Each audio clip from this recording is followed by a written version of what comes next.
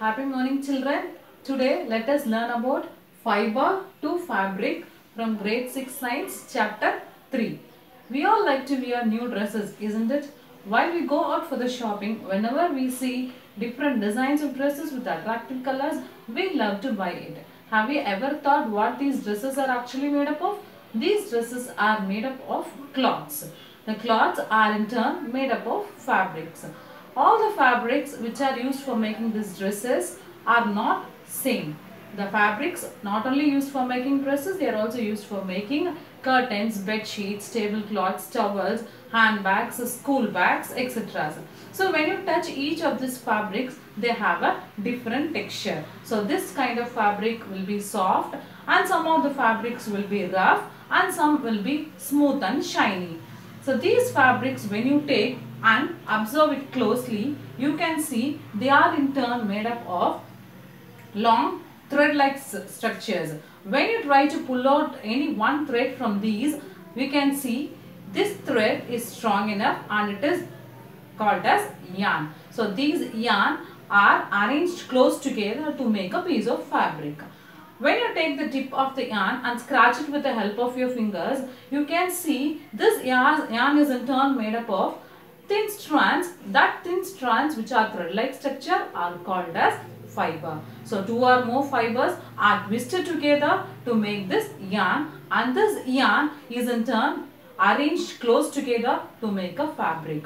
This fiber on twisting forms a yarn is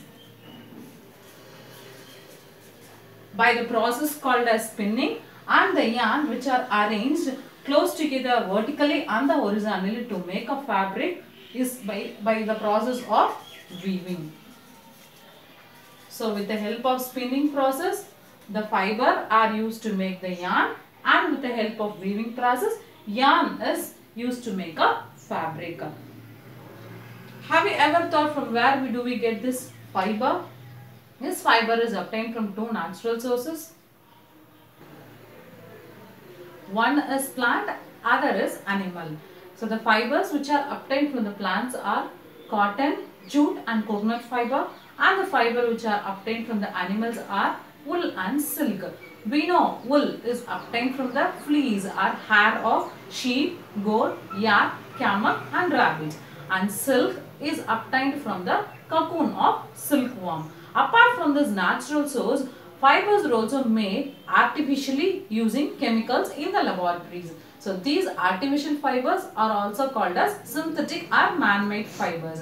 The example for synthetic and man-made fibers are polyester, nylon, rayon and terylene. In this chapter, we are going to see about the plant fibers, cotton, jute and coconut fiber.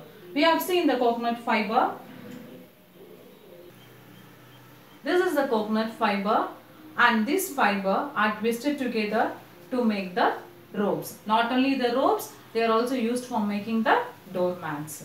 Second is cotton. So cotton, we have seen the wick of the lamps are made with the help of cotton, and this cotton is also used to fill the pillows and the mattresses to make it soft.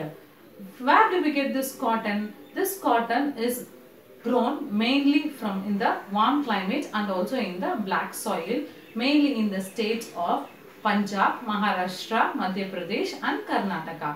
So when these cotton plants grow, they bear the fruits, and when these fruits gets mature, they burst open. When they burst open, they give out cotton balls. So these cotton balls are picked by hand, and when you see these cotton balls, they will be having lot of seeds inside it. These seeds have to be removed.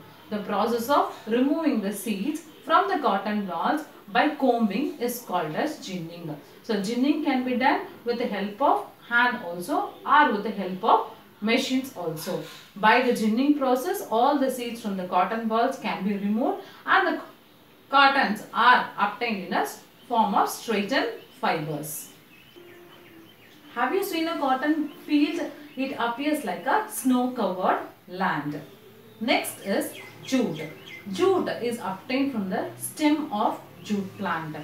Jute plants are mainly grown in the rainy season, And when these jute plants get matured at the flowering stage, their stems are cut and all the stalks are tied together and they are immersed in the water.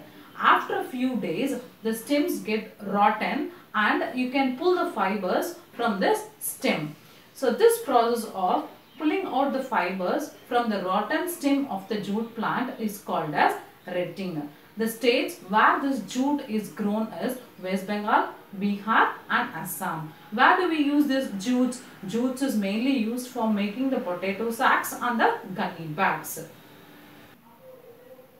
In this session, we have learnt how fibers are used for make a yarn and how yarn is used to make a fabric, and also about the plant fibers, cotton and jute. This is the time to test your understanding and knowledge. Here I ask you 5 questions. Try to answer it and write the answers in your note. The first question is, what are fibers and what are the types of fibers? Second is, how is yarn, fiber and fabric related to each other? How is yarn, fiber and fabric related to each other?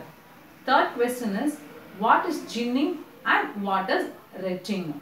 So that is, write the difference between ginning and retting. Fourth question is, name the cotton producing states and jute producing states in India. Fifth question is, from which part of the plant cotton is obtained and from which part of the plant jute is obtained, and write its uses. Thank you, children.